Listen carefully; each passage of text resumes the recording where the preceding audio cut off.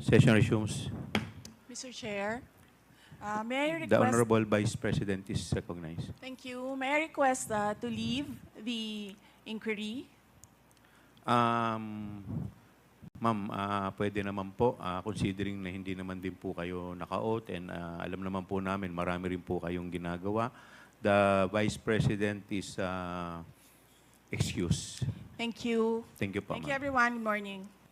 1 minute suspension is declared by the Chair.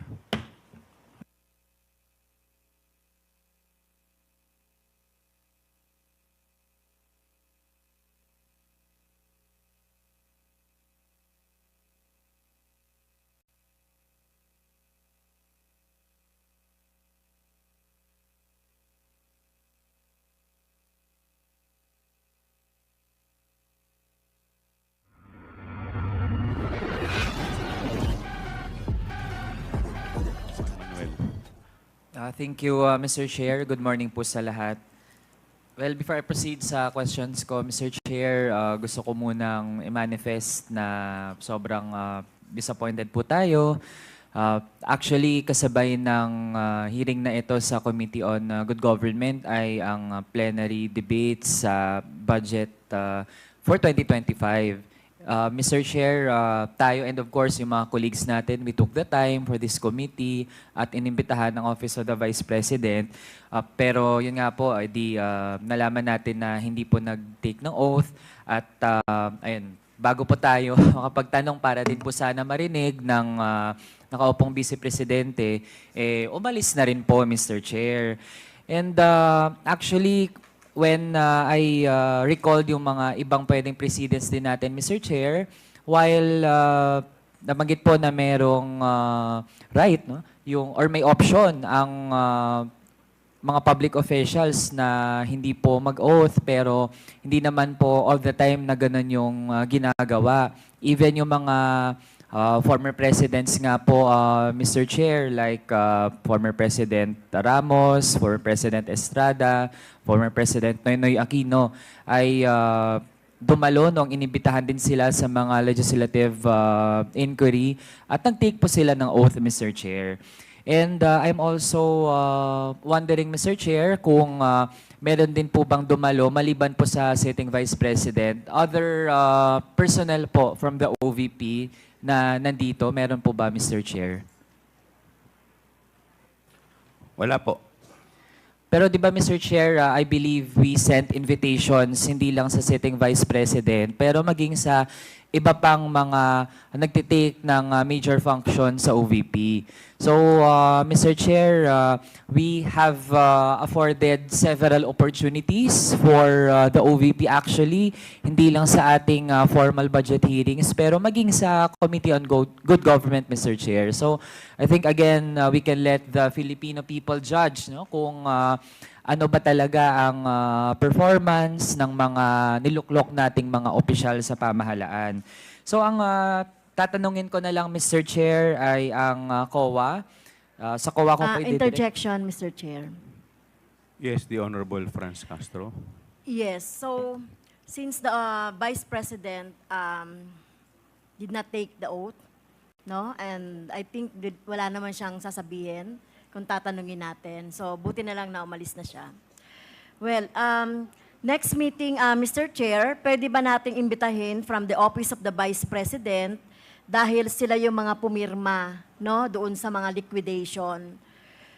Miss Gina Acosta, Special Disbursing Officer from the Office of the Vice President. Miss Julieta Villa del Rey, the Chief Accountant of the Office of the Vice President, to give us light, no, doon sa mga na-disburse, na obliga nila, at saka yung mga receipt na ipinasa nila sa COA. Can we do that, Mr. Chair? This is a motion, Mr. Chair. Yes po. There is a motion by the Honorable Franz Castro to invite the following resource persons. Number 1, Gina Acosta of the Office of the Vice President and Julieta Villa del Rey, the Chief Accountant of the Office of the Vice President. Mr. Chair, Is there Mr. Chair, point Mr. of Mr. clarification Chairman. lang. So that before we rule on the motion. Okay, before we rule, what is the point of Honorable Roj? Mr. Chair, may we know from the, just so that we know how to decide on the motion if we will agree with it or to object. Mr. Chair, my understanding, I understand there were two names mentioned, but yung isa po, si Ms. Gina Acosta, may we know from the COMSEC if she was already invited? Comsec?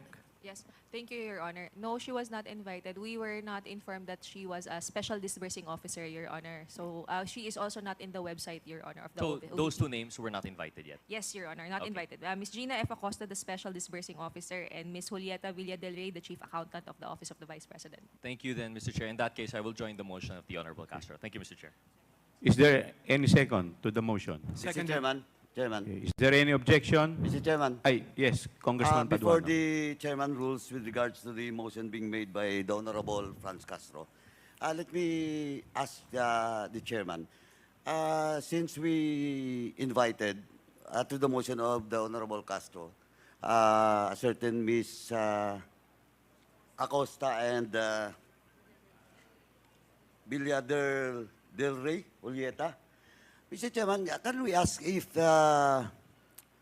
kasi po, if we invite those resource persons or witnesses, no? Resource persons or witnesses, they should be, we should have a basis for them to be invited.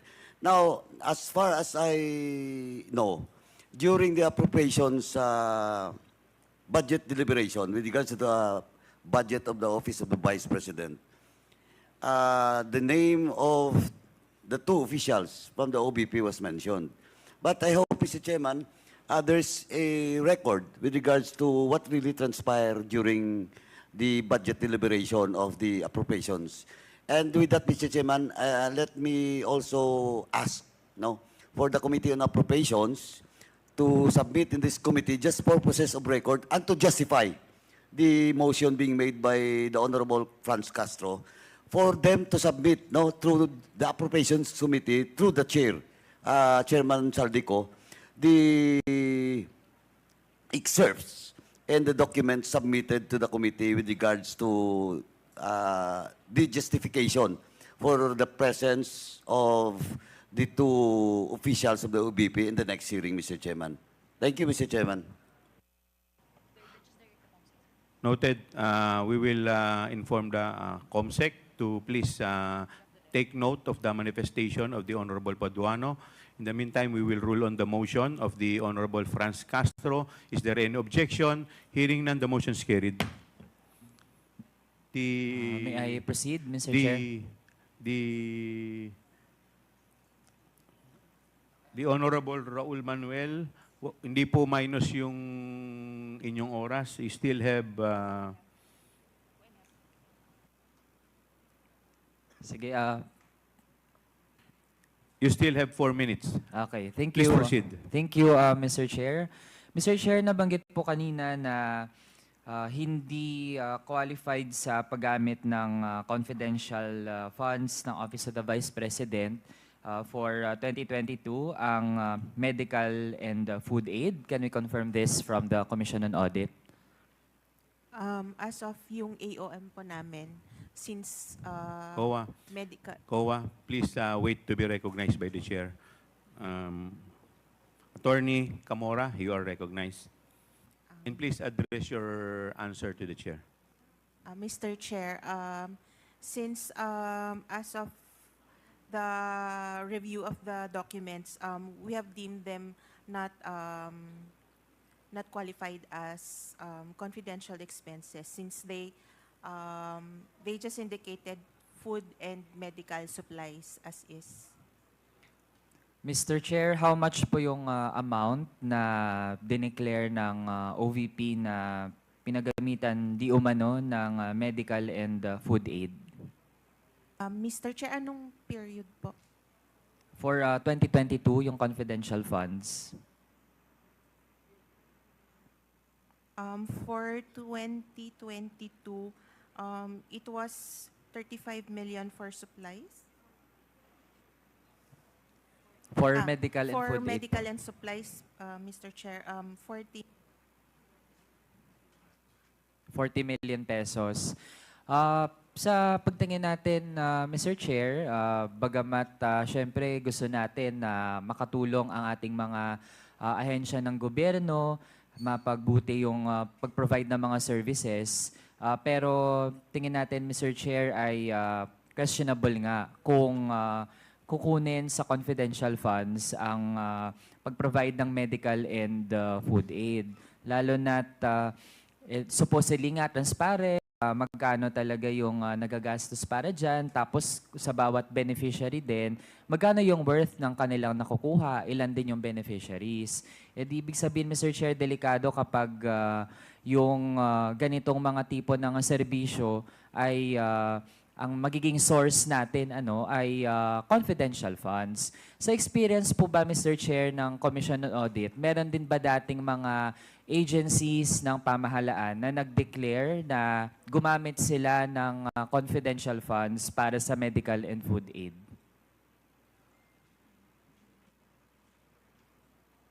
COA, please answer. Mr. Chair,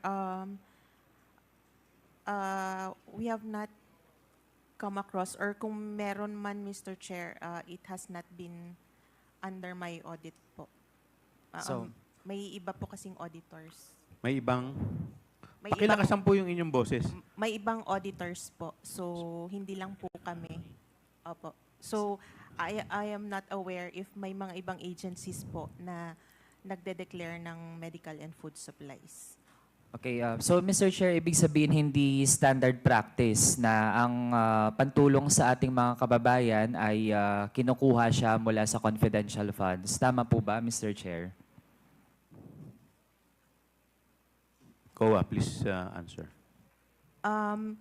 Tama po, Mr. Chair, pero I would like to point out po sa joint circular that supplies, materials are actually allowed, except that you have to identify them as used in confidential activities like surveillance activities. Yun lang po, Mr. Chair. So, ibig sabihin, Mr. Chair, under our current rules, meron siyang qualifier pero hindi absolute na ibig sabihin kung based lang sa personal na kagustuhan ng opisyal ay gagamitin niya yung confidential funds para sa medical and food aid. Tama po ba, Mr. Chair? Yes, Mr. Chair. As long as the purchase or rental of supplies, materials, and equipment are for confidential operations, they will comply with the joint circular po. Okay. Mr. Chair, kasunod naman, na-mention din kanina na walang bagong submission ang Office of the Vice President regarding nga doon sa Notice of Disallowance.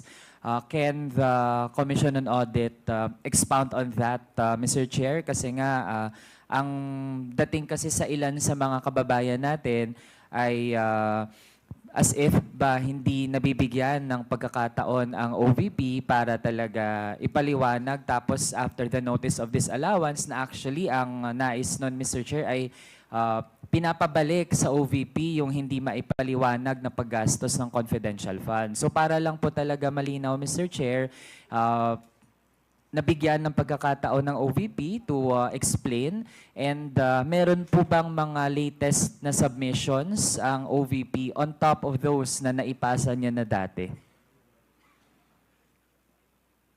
Mr. Chair, if it pertains to the 2022 confidential fund, Yes, Mr. Chair. wala pa pong, actually hindi na po sila required mag-reply sa amin since it's already a notice of disallowance. The remedy na po is either settlement or appeal the notice of disallowance po. Okay. So, Mr. Chair, ibig sabihin, para po maunawaan na ating mga kababayan, may pinapabalik na confidential funds na ginamit ng Office of the Vice President noong 2022. Ang options ay ibalik yon or umapela. And kung strong naman po yung appeal at ibig sabihin ay kakayaning ma-justify, edi pwedeng hindi pabalikin. Tama po ba, Mr. Chair? Tama po, depende po sa decision ng commission proper, Mr. Chair. Okay. So kung doon sa second option, Mr. Chair, na umapela, meron bang mga pinasa na mga dokumento ang Office of the Vice President para po formally sila na makapag-appeal para hindi sila require na ibalik yung confidential funds na na-flag? Meron po bang naipasa, Mr. Chair? Wala po kaming information, Mr. Chair, kung nakapag-file po sila ng appeal nila. It's with the commission proper na po, so hindi na po sa ICFAO yun fina-file, Mr. So, Chair. Mr. Chair, do we have a representative from the Commission on Audit mismo, labas pa dun sa ICFAO? Meron po ba dito, Mr. Chair? So we can get the response from them, Mr. Chair. We have here the representative from government audit sector, Mr. Fahad bin Tomawis. Could you respond to the query of the Honorable Manuel? Good morning, Mr. Chair. Please be informed that I'm not in the position to answer the question because I'm the audit team leader of the regular audit of the OBP. For the confidential fund, it is part of the ICFAO, and for the appeal, it is part of the commission proper of the Commission on Audit. So it must be addressed to the commission proper of the Commission on Audit. Mr. Chair, so may meron I- po ba? Taga-commission May I ask proper? the COMSEC if she invited the representative of ano yun? COA? Mr. Chair. Mr. Chair, there's an office that monitors the filing of an appeal, which is the Commission Secretariat Office. So, on the question on whether there's an appeal that has been filed by the OVP, we will validate on that. Mr. Please Chair, do so. Yes. Yes, since Congressman Manuel.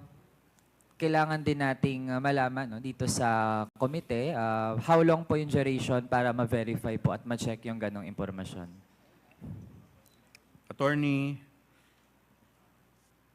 Mr. Chair, Attorney the Lapitan. OVP has 180 days to file an appeal.